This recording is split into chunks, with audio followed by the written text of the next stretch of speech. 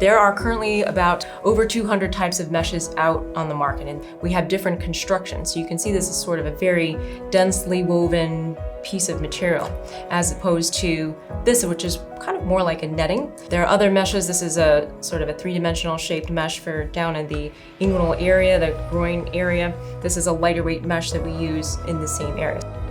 The problems, I think, arise from mismatching the device to the anatomy. So for example, in the flanks, there's a rare type of hernia that people can get in the back. This type of heavyweight mesh is going to be much better matched to that environment.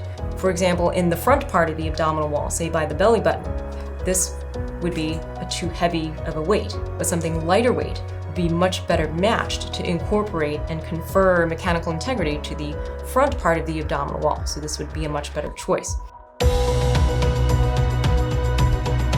The success with hernia surgery relies on the surgeon to understand all of these various characteristics of the materials, but then also be able to pick out the material that's going to best match with that patient.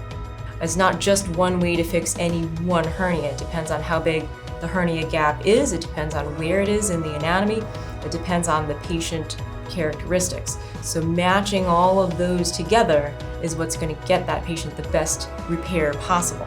We use all the most advanced technology, techniques, and materials that are out there to achieve that goal.